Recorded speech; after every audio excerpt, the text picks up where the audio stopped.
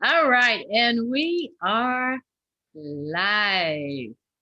Hello, hello, hello, Miss Yvonne Phoebe. How are you? Oh my goodness, I am just totally ecstatic that you are here and that we finally got this thing going. This is I just know. so awesome.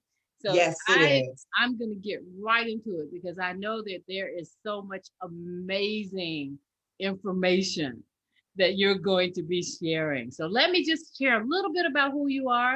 I'm going to need my glasses for this one, and then I'm going to go back to where I can even see.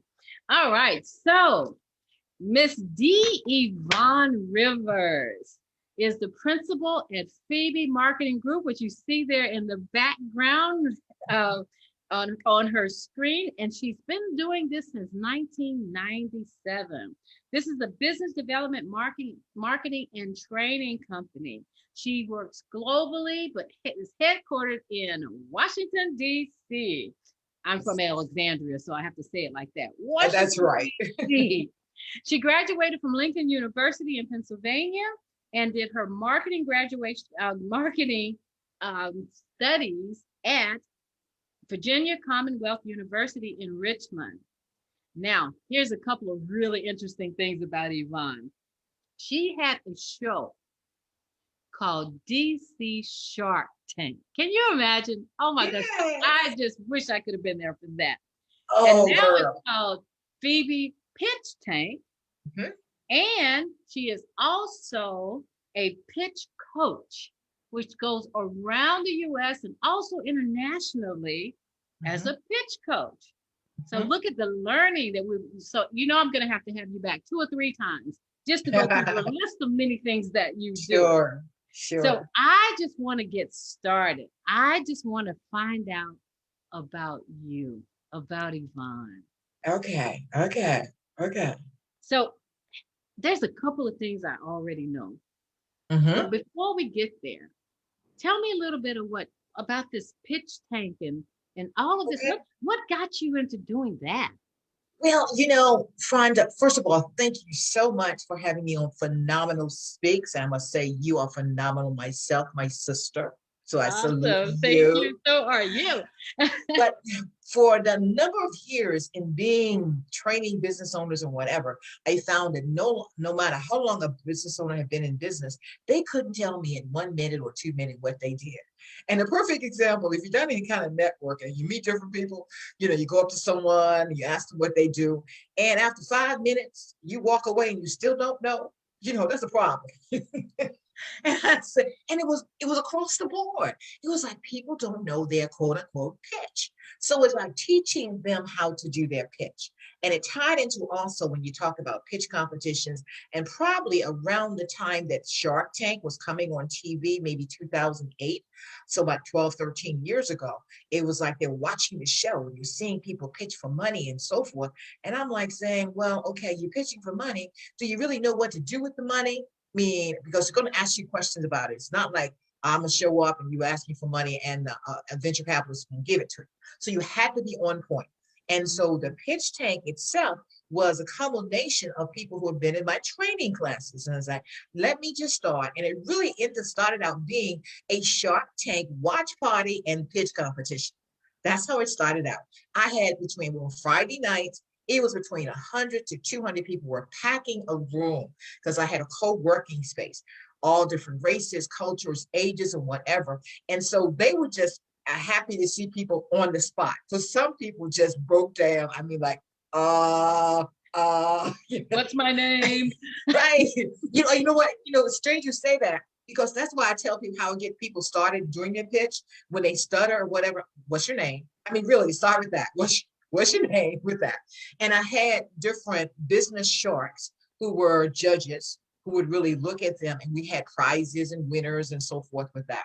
So that DC Shark Tank, and I'll say behind that because that was my idea based on the Shark Tank show that started on ABC back in 2008. So I was in DC, so I started in DC. Don't be wary of you starting whatever you started, because guess what? Probably after 5 months I was doing it, the real Shark Tank called me They were coming to town for auditions. And they came to my co-working space and did auditions. So we actually had the executive producer of the Shark Tank come from LA to the DC Shark Tank.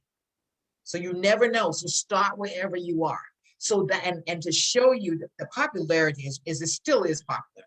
And I've had the fortune of some of my students have gone on to Shark Tank and actually have pitched and got money. One is recently, is maybe 3 weeks ago, Pizza Cupcakes out of New York City.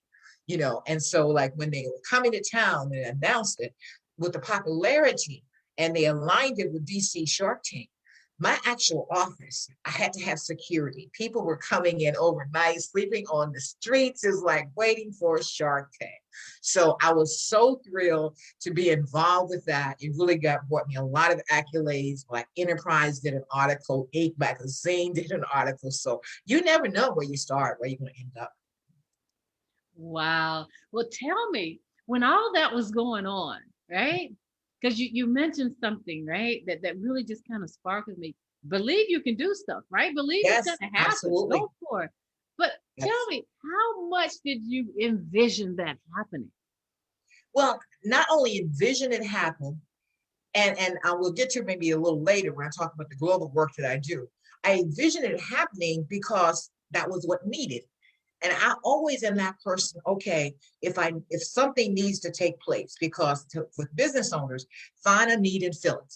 Well, that was a need and I filled it. I knew the enthusiasm was there. I didn't know how quickly it would build up because quite frankly, that was 2015. I'd been in DC like 5 years. And people quite frankly were saying, who is this D Yvonne Rivers? What does the D stand for? What is she? Where's she come from? I mean, really, I got all of that. It's like she has showed up and she's got these people coming in here and whatever. And you don't worry about the say peanut gallery, it's like continue going on with what you're doing. So yes, I did see it happening. I did see it happening. And then with this happening here in DC, that's where also, okay, I'm doing this in DC. All right, that's DC.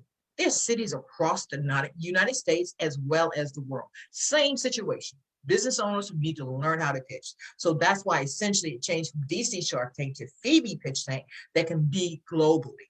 And I've done Pitch Tank in Microsoft Nairobi. I've got one coming up this September with young girls in Nigeria. Wow. You never know, so go for it. So you mentioned the young girls in Nigeria, and Yeah. you told me a very interesting story last night, and I would love for you to share that now. Wow. Yes, yes, yes. And I'll tag this in for us. And you asked me the question, did I believe it? The whole idea of going global, as well as the work that I do. And you'll find out your calling if you don't know it already, of what you would do for nothing, what you would do without money. My calling really is to empower people in their own purpose and passion. And so 2019, and I think it sounds like 20 years ago, but it was just a year and a half ago. And I do a lot of global traveling. I was scheduled to do a lot of countries in last year. But 2019 was my last travel. And I was a speaker at a women's conference in Kigali, Rwanda. And so I remember 4 years after I spoke, I came off stage. And if you've never traveled across the borders of the United States, you need to. That's what I'll just say. You just need to. And so there's such not just a African culture or European or wherever, the culture of people just appreciating. And so when I got off stage, I'm headed into the lobby of the hotel, headed to the bathroom, quite frankly. And some young girls, and if you know the culture, mama, mama, mama, mama, I mean, they were all around me, And I was like, okay, I gotta go to the bathroom. I'll be right back. I go with you. I go with you. And they came with me. I said, but I got to go to the stall by myself. Okay. And so they was in the rest of the restroom. And so these were young girls, talented. Some had fashion there, some had jewelry there. And they were there in the bathroom, really trying to sell their goods. But the one that I met in the hotel that followed me directly to, and the rest of them were following her to the bathroom. And I asked her story. I always want to hear people's story, because her fashions were beautiful. I said, you made these yourself? And she was saying, yeah, she did this and that. And what you'll find, and what I've been given, I call it a gift per se, is to pour into and empower others. And I just spoke to her. I said, Lucia is a name. I said, you're so talented. it's so awesome of what you're doing. She broke into tears and fell in my arms. And it was like, I said, what is going on? He said, you poured it. I mean, I don't get much of that. I don't get much of that. And that's not the only time I've seen that, because through my years, I've done a lot of empowerment training with young girls and women, like in housing authorities, the projects, as they call it, in different cities in Virginia and so forth, and running programs. And you find that you got generations there, the mamas there, the grandmothers there, and they're so with that mindset, that's all they can be. But they get a glimpse of what it is on the outside. That's all it takes, because they will then go for it. So it's just such a thrill for me, not only to be, and I call them my daughters, and sons. I've got daughters and sons or whatever who are my mentees, who really I've just touched over the years, and they've touched me also. So that's, to me, living my full purpose in life. And you mentioned full purpose in life, and I've got to share what we do together without Right. naming the name Absolutely. of Yes. of the place. But tell a little bit about that. Okay, Fonda is one of my, well, Elaine calls you my Gail to the Oprah. If you notice, that's what she said. And Fonda is like my co-host on Empowering Moments with Phoebe and Friends. And we have been Zooming into a women's shelter here in Washington, D.C. for a full year.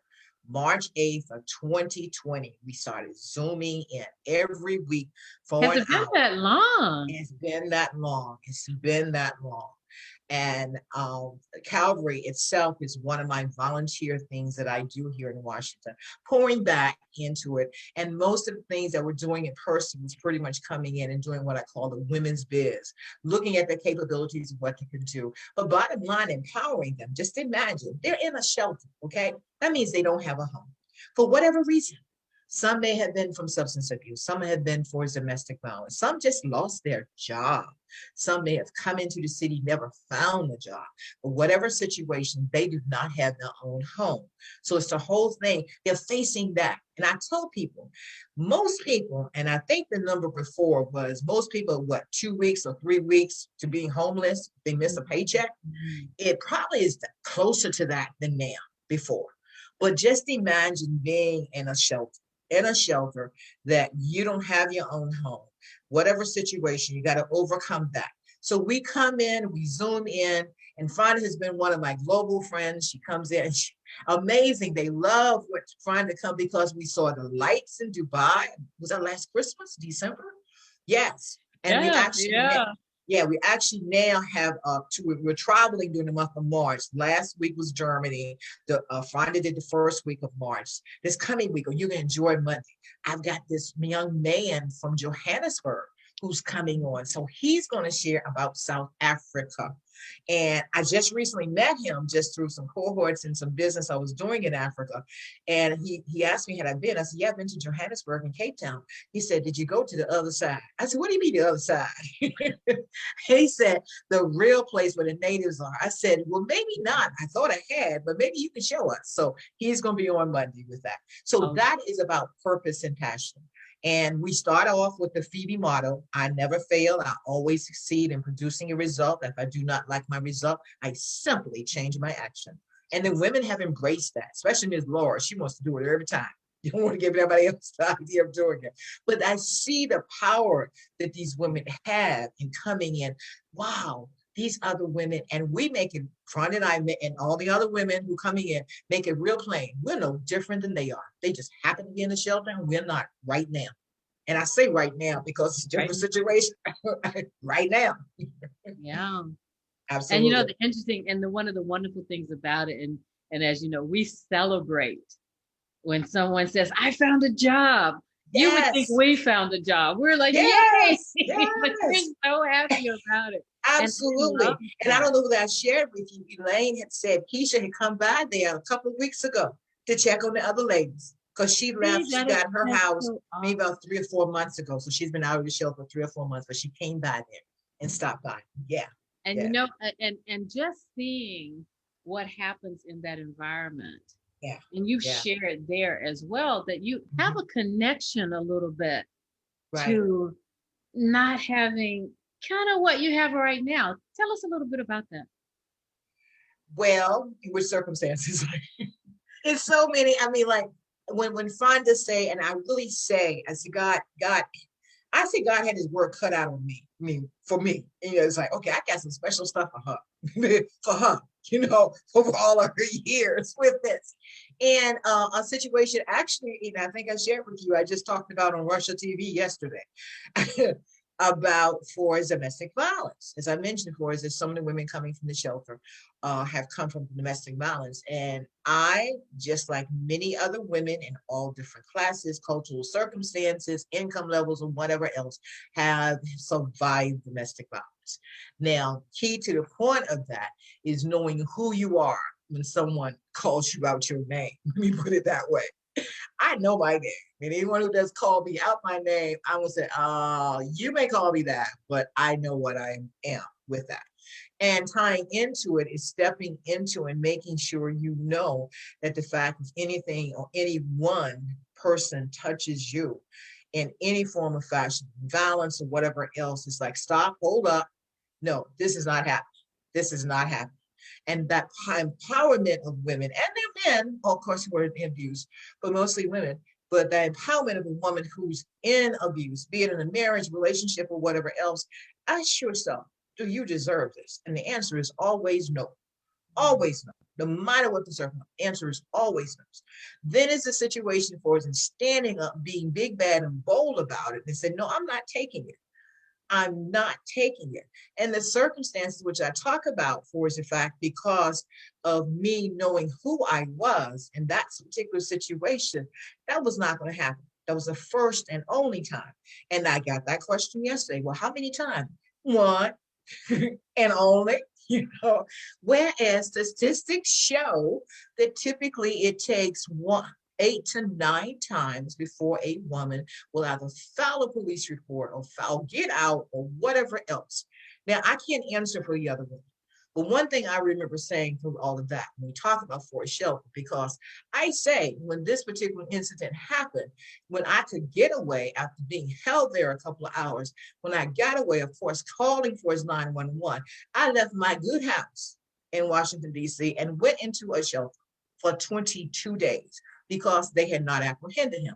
Now, I'm bold, but I ain't no fool. Let them catch the dude to get him off the street and then let him know, oh, you're under arrest for this. This is not going to happen or whatever.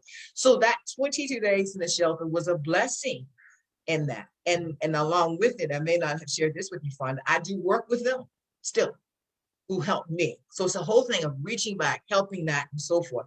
And really, my voice goes a long way because I can say to them, I've been there, done that, got the t-shirt, survived, and I can help you get your t-shirt.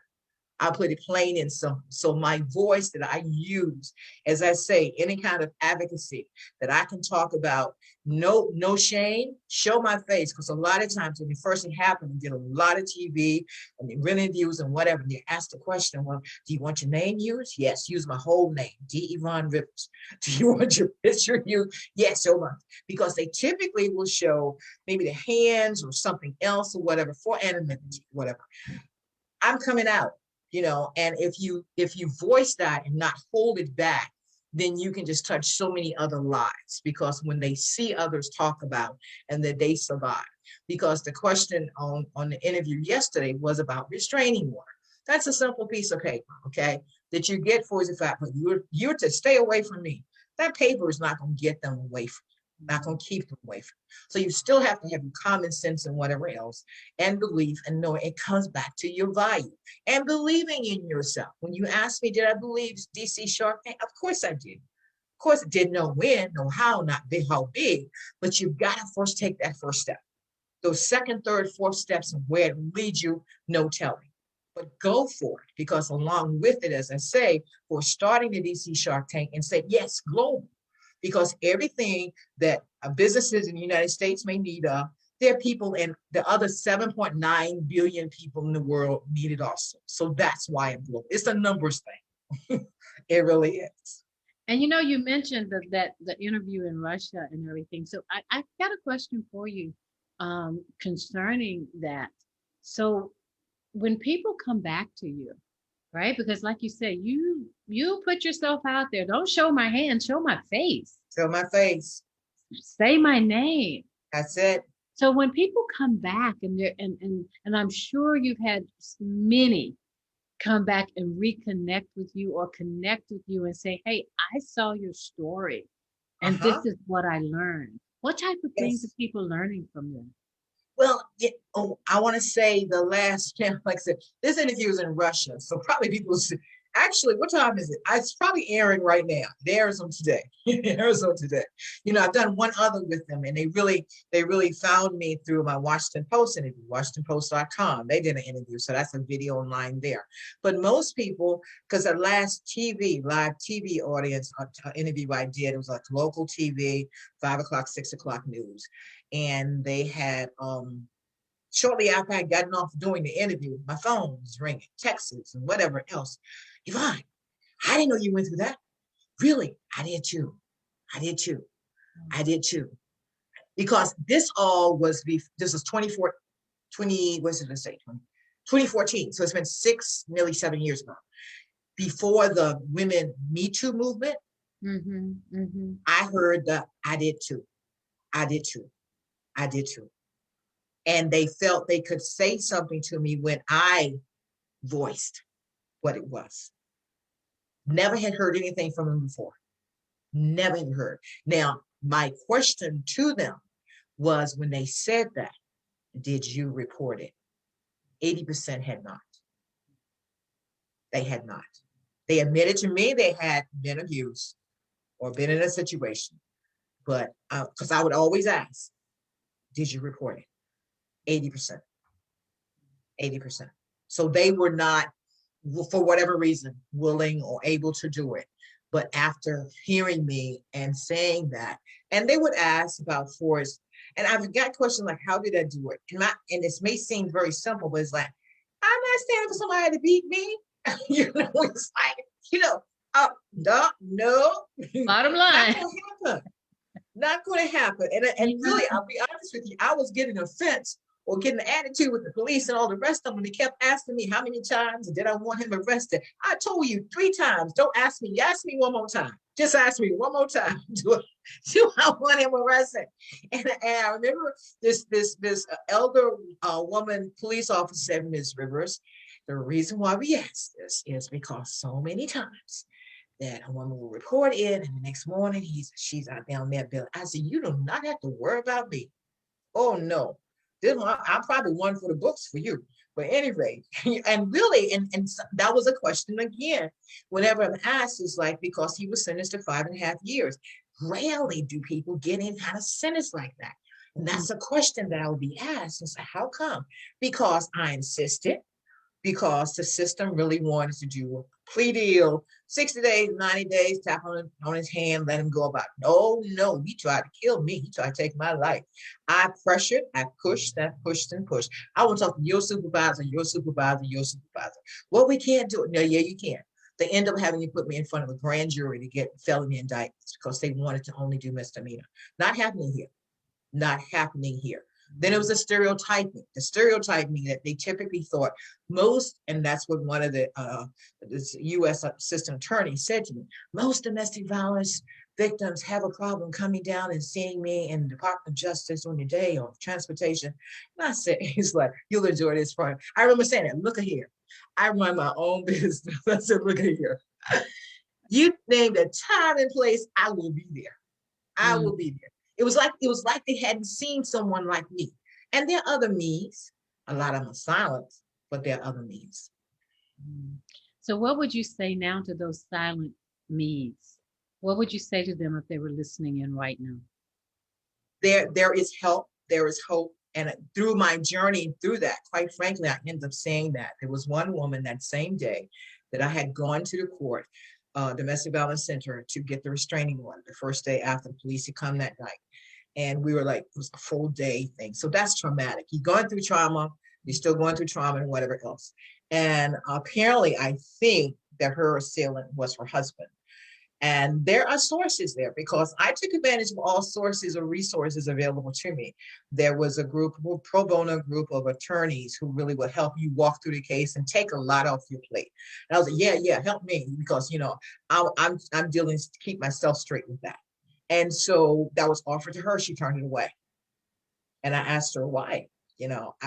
Fear, uh, don't feel confident and whatever. So, so what I say to women, because it had come out also in the case about that other women had actually filed the first part. I say the first part of restraining order because you have to go back in 2 weeks for not the second hearing. But if they don't go back for the second hearing, it basically is dismissed. Yeah, And absolutely. I find that women will get cold feet, or they still try to talk them out of it, and Mm. so forth. And I'll be honest with you, I really had an issue with those who had not reported because he could have been gotten off the street before he even met me if other women had really followed through with that. So I really had to go for the point of forgiving them because they did what they could do with that. So when I say to women, always be conscious of your value. And quite frankly, I part of that is why my advocacy, why I speak so openly about it. And I made a victim impact statement in the court. And I remember specifically one statement was my voice, and I'm speaking for all the women who did not have the Mm. courage. And I looked him dead in the eye. This is all for all the rest of the women who were afraid of you. I am not afraid of Wow. That statement right there is so empowering. you. Absolutely. Those Absolutely. that have gone through it, those that are going through it right now, Mm-hmm. those that don't feel like they have a voice. Right. Right. Because as you know, and as I know as well, the first part of any type of abuse is that emotional. Yes, Okay. absolutely. The And it's emotional like has to come first. it's that brainwashing. Oh, you're not. Well, he says I'm not worth anything. I must not be. Mhm. My family never gave me accolades. Maybe I must not be. Talk to yourself. Forget what other people are saying to you and talk to Yes, yourself. Get yeah. into do some mirror work is what I call it. Do Mm. your own mirror work. And that was self and say, I love me. And I do. I love spending time with me too. I'll just say for as one example we did with the women in shelter is write a love letter to yourself. Had the Yes, women I write a remember love that. letter to Yes. themselves. And sometimes it's hard if you've never said good things about yourself. That's very hard. But you have to go through that hard. Fran and I were talking just before we came on air about diamonds. How do you get a diamond? Through pressure, intense pressure. But when you come out, you glow like a diamond. Not to say it was easy, but that's the Mm, best thing for you. yeah. Absolutely. Yeah. And sometimes, and I hope anyone listening to this truly is truly listening and hearing that there is another side. There There's is. a side that you can breathe again, Yes, that you can absolutely. truly exhale. Mm-hmm. Mm-hmm. And And at exhale the is a good time, word. Exhale. Exhale. exhale, yeah. Yes, That you yes, can yes. have a sign behind you with your name on it. Yes, Saying that's it. Phoebe Marketing Group, not I got beat up group. I Thank can't go you. on group. I know, I know. And I have power group. I always say, I do not look like what I've been through. I do not. And no one will ever see because it's up to me to show forth my glow and my diamond that I am. I've always been. When people try to put you in that dark place, get out into the light. Get out of not me, not here, not gonna happen. Not Mm. gonna happen. And then people will back off of you. That's whether it's the abuse or whether it's just you just don't feel good about yourself or value, or you in amongst of people who are not negative and not positive. You speak out. Leave that group. I say I soar with eagles. I don't deal with the chickens because the chicken got the head down. Okay. I like that. I like Yes. that. So I Yes. want to move also to, I mean, again, there's just so many fascinating things that you can share. And you're going to have to come back again just so we can talk about the travels and the marketing group and the business and all of that great stuff, and the fact that I'll be seeing you soon in Dubai. That's Uh, right. so that said, though, I want to kind of divert a little bit toward this organization, this podcast that you started Uh-huh. called, I'm getting teary just thinking about it. All right. Called Birth Moms Real Talk. Yeah. Yeah. Tell us about it. Just taped the first release interview. So it hasn't launched yet. We're launching it.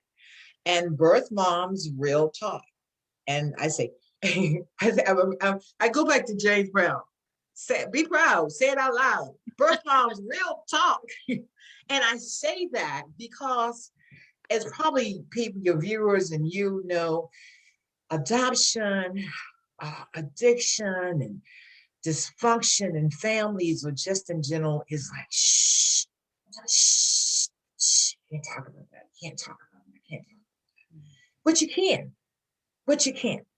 1973, I had finished finished all my coursework, because I actually finished Lincoln very early, a year earlier, and discovered that I was pregnant, and went to my family, my mom and dad, and I can say, for every family's different. Family was never that communicative, wasn't talking or whatever. I'm the talker because of the family. But remember going to them and really did not get support to really be able to take care of my child. The birth father at that time, and that was 73. And I remember and talk about that there's always different circumstances around whatever's happening to you. And that was during the Vietnam era, and that he was a Vietnam veteran. And actually, most people who really went away to Vietnam War did not come back the way they left with that. So, not in the situation. And so essentially, without having the support that I needed, I placed my son. And I'm very specific when I use my words. I didn't give him up. I placed him for him to have a life. And quite frankly, through a very good, who was one of my mentors. And it's a story you heard more about it. It's like this mentor, I just recently reunited with him. He was very integral part of that whole story, and I called him my angel. And so I recently reunited with my angel. But I have a son that was born in 1973. And that time, just as well, now there is closed adoption. So with then no internet now, y'all. This is way for the internet, no social media for you millennials, whatever. If you don't know what a microfiche, a library, or whatever, nothing. Okay. And so really, and I said back again, my determination, Rhonda, I remember saying, I'm gonna see my son one day. I ain't know how, I ain't know when. Just didn't know. And I've always been a writer, journal, and I could go back and I found probably journals that I wrote 25, 30 years ago. And I would say, I will see my son. Well, 2018, I was reunion with my son after 45 years. Yeah, that's a miracle. Wow. Tell me more about that, Yvonne. That's a miracle. The day itself, and I go back to a word you use, exhale. And it's again, I say, God has special plans for me, because he whatever he does with me, he does it big, he does it different than anybody ever been through. So I'm not surprised. I was like, okay, God, what's next? Because I know you're coming up with something. I know you're coming up with something. And so the time, and I have to encourage all of you listening to the podcast to hear the whole story. But I give some of your story for as when the day that we were going to meet, he lives about 200 miles from me. So we're going to meet like halfway. And this is what I call what's a Lifetime movie network. I said, it's like a Lifetime movie. And I had to, of course, so emotional. Just imagine. And those of you who are parents out there, just imagine if you had knew your son, I had only seen him for about 15 minutes, 12 days after he was born. And seeing that face. And I remember for his writing, whatever, got my nose, you got my eyes, whatever. So just act, You hold remember on to that it. from the birth?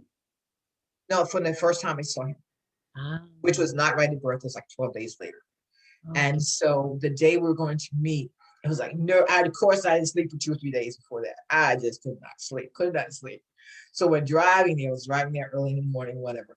And so we were going to meet in a lobby of the hotel.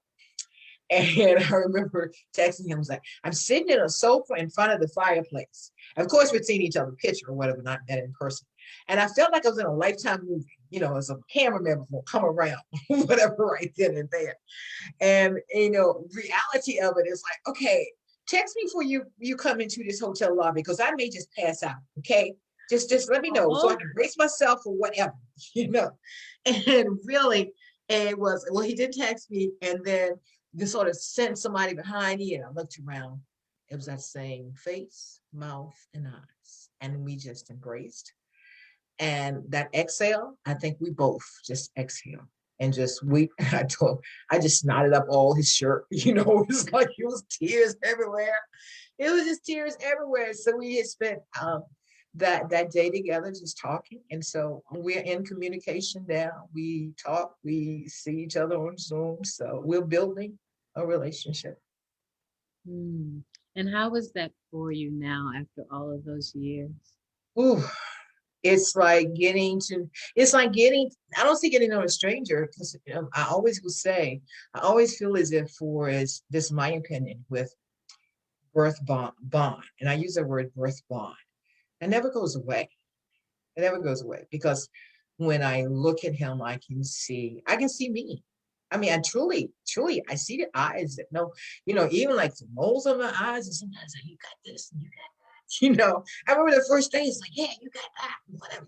You're my son. I mean, it was like stupid. Afterwards, it sounds stupid to other people, but it was like, that was what was happening. So it's so emotional.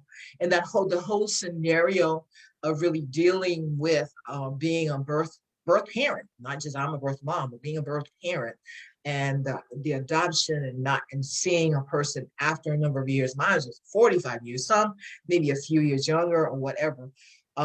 It's just dealing with that and understanding emotions are there, understanding that it's like a time and a process of Mhm. dealing with getting to know one another and giving each other the grace, to at whatever pace it needs to be at.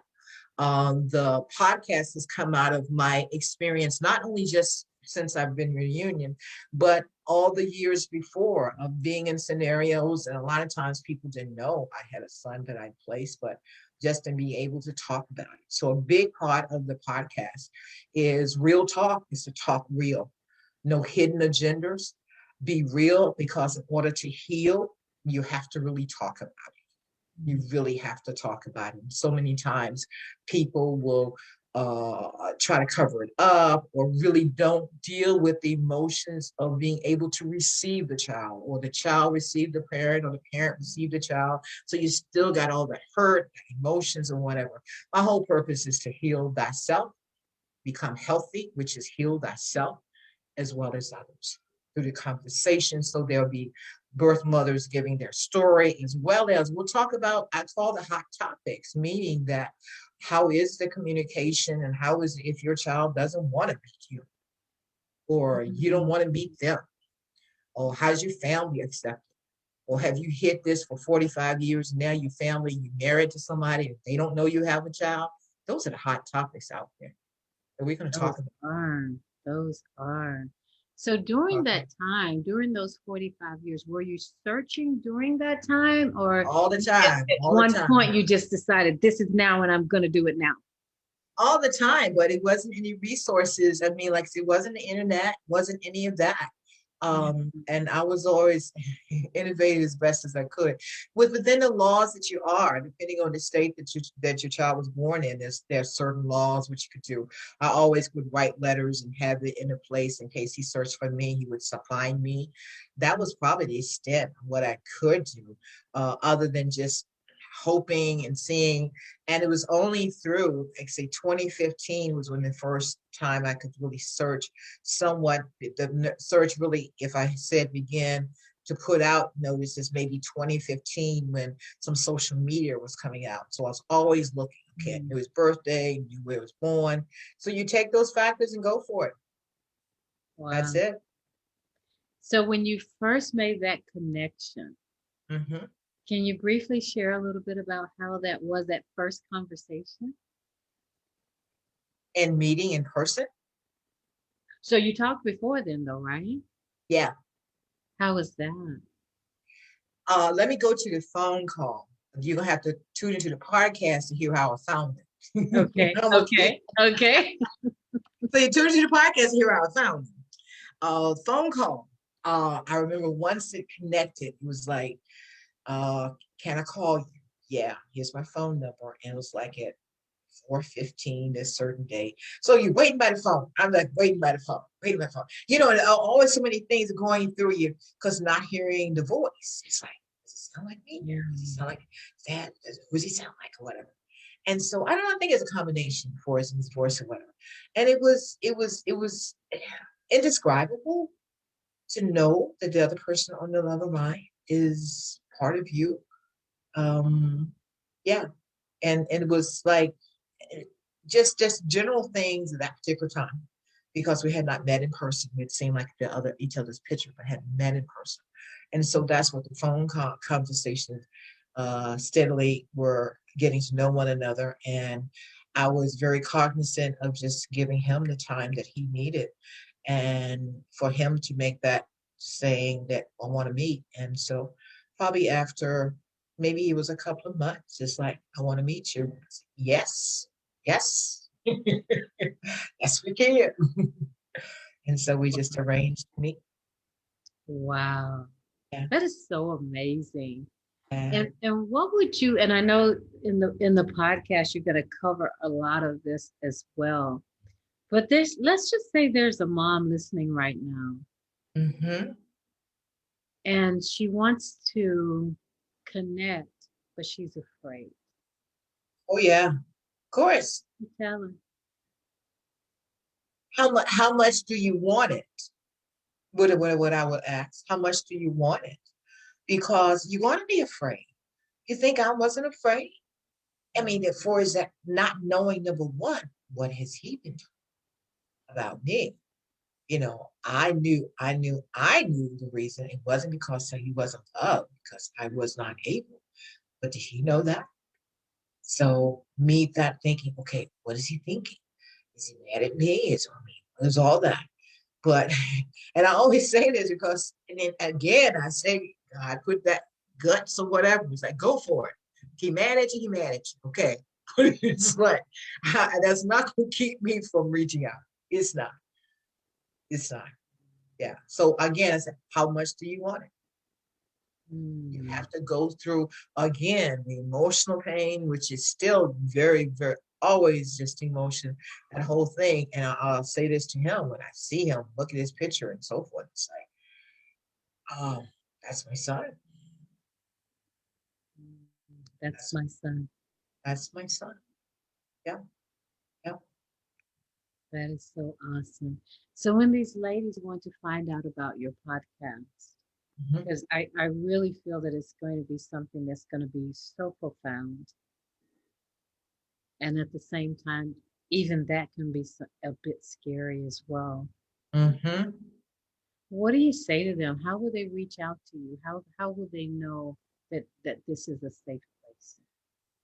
Well, it's a safe place. Mhm. What was the question? Well, number one, one big reason I'll tell you why I am doing it, specifically for birth moms. And for those who are in, I call the triad adoptive parents and birth parents. Uh, what podcasts or a lot of public things out there are really run by organizations or adoption agencies or adoption conferences or whatever. It's real because it comes from me. I lived it. And so that's the important thing of it. That is no one being controlled by me or telling me or whatever. And I'm gonna have to say, I have been approached since I've been in many different rooms and so forth and conferences and so forth. And just this week was approached by an organization and asked me to be a voice for them. Nope, I only speak for me because I have to come very authentic, real, and on the line. So people who may wish to share their stories, I make it it's gonna be very open that they share whatever they choose to share. Do not have to share any names or whatever else with that. I do have a website. It's not currently up there. I just taped the first interview. I'll tape a couple more this week. I don't have a launch date yet. So be in contact with me at my website, pheobemarketing.com, or CEO at pheobemarketing.com, and you'll hear more, and I'll be able to let you know when it is launched. But you'll see the social media around it also. But that's why I'm doing it, and me, myself, with my voice, because I know, because I've been through it. Yeah. Because I've been through it. And the question, and even more important, of being able to hear a mother, or even, and not only just for birth mothers to listen, but adoptees just in general, because people, and I say people who maybe have not been in that triad or been through that, they probably know someone who has. They probably know someone who has been adopted, or adopted parents. Everyone can learn from each other. I myself listen to adoptees podcasts. In fact, an adoptee who has his own podcast is working with me on building this one. So it's all going to work together. And it's about healing and putting that message out. And the personing factor or message is keep no secrets, transparency. And I remember that was one of the first things I said to my son, is that told him the whole story about all the scenario of why he was placed. And I said, there are no secrets here. Ask me anything, anytime. You will get the true answer. Hide nothing from you. Nothing from you. Honesty and authenticity, always, always. So with the podcast, so you will be talking again to birth mothers, to adoptees, to adoptive The parents. guests will only be birth mothers telling their story. In addition, we will have a discussion about things in the adoption arena. So a topic may be, how are you dealing with the adoptive parents? Various different things there. Or are there other siblings? Have you met them? You want to meet them? You don't care? The birth father, or those are topics, but the guests themselves will be birth mothers sharing their story. And how will you find them? Well, we're going to be marketing on our website once that's up, as well as I've been very active and have been in various different online social Facebook groups. I attend several different support groups. I've done speaking at different conferences. So I've got a multitude of places once I start placing that this is on, they're giving that option for people to submit to be accepted. Not necessarily everybody will be accepted. So you have to submit and see on whether you can be on that. So once we do start broadcasting, is to be a weekly broadcast, a podcast we'll be producing. So for right now, if someone wanted to contact you, they should do that through your website, the email address that you just gave. Okay, so we will make sure that through Phoebe Marketing. Through Phoebe Marketing. Because I have a website, but that Birth Moms Real Talk website is not functional right now until we get everything on that. Okay. Wow. This has been amazing. So my last couple of questions for you. So the first one, very, very easy one, is what would you tell your pre-pandemic self? What would I tell my pre-pandemic? You know what? Nothing different than what I tell myself now. And the reason why I say that, I said this again this week sometime to someone, I've always been ready for whatever. Just never knew this whatever was a pandemic, but I've always been ready for whatever. It goes back to, I guess, my business training, my own personal development training, and so forth. When I talk about the SWOT analysis, what's my strengths, weaknesses, opportunities, and threats, and always be ready for threats and be ready to face them head on. And that's what could be before COVID, but more look 2019 and first of 2020 is like when something happens, it really doesn't matter what happens to you. It simply matters how you react to it. And I've always been in that position. Bring it on. Whatever it is, I'll deal with it. Don't necessarily want to deal with it, but I will. Because I truly believe we'll all have that innate ability to deal with it. We have different things and different talents and capabilities and so forth, but it's about whatever it is, we can do it. You know, I'm grounded in my faith. I trust and believe, and I know that I can overcome anything, Mm, anything. I like that. And you said that anything with such conviction. That's it, anything. Yeah. I don't want to test Satan, but after you too, Satan, okay? Bring it, Say, bring it, bring it on. Bring it bring it on. on, bring it on. So my last question for you is, what do you hear when you listen? What do I hear when I listen? Mm-hmm. Oh, the magnificent of the glory. I got this little bird outside of my window. So listen to him this morning. I hear what's around me. I'm tuning out anything else other than what's naturally born with it. I'm a water lover. I love being around the water and just listen to it. Let's trickle. I used to I had a condo beside the beach in Virginia Beach. And I just heard the surf and whatever. So when I listen, I hear it. That's why I don't have extemporaneous noise around me. If I listen to music, it's quiet music, it's jazz or Christian music or gospel or whatever, but it's at a pace and I'm at ease and that's what I want. Or I'm listening to the calming music. I have this app on my phone. One is called Soul Space, another one is called Calm. And Mm-hmm. that's where I start my day with. So when I'm listening to what's in nature. That's that natural. That's what I listen to. That's what I need. So as we leave for this time, because we still have to come back and talk about the business and the travel and all that good stuff as well. But as we leave for this time, what is one last thing that you would like others to know about Hmm. My driving force of who I am, what I do, all the things you've heard about me today, and all the things I'm seeking and searching, and know that it's so much more for me. From a child, age 7 or 8, as I said, I've always, I don't say been in my head, but very, guess, independent, even at 7 or 8, and no matter spite of what I was observed or in the middle of. I was always seeking what's for me, what's for me, what's for me. As you hear further and later times of hear about the global travel, but at the age of 7 or 8, when I saw the Atlantic Ocean for the first time in Virginia Beach, Virginia, I knew on the other side of that was Europe, and I said, I'm going to be there one day. you? I was 33 when I first went there and saw the North Atlantic. It's directly across from Virginia Beach, and I said, over there is Virginia Beach. But my driving force is really of just being my very best, never giving up, and knowing that it's so much more. It's not about age. I'm at a ripe age, but you know what? I'm seasoned just right. Okay. For so many more opportunities in life, never giving up. Yeah, I think you saw my vision board. So it's amazing things that are in store completely. Well, you know what? I so appreciate this time with you. And I'm so absolutely honored that you are here, that you have taken this time with me.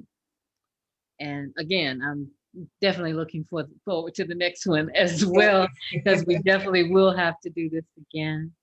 Thank you And so much for having me. I'm so happy. I am so happy. And I'm happy with the outside work that we're doing. Yes, Um, I do believe that it is something that truly makes a difference. And I'm honored to be a part of that with you thank as you. well. Thank you. Thank you so much. And Right. I look forward to our next conversation. Okay. Bye. Thank you. Bye bye.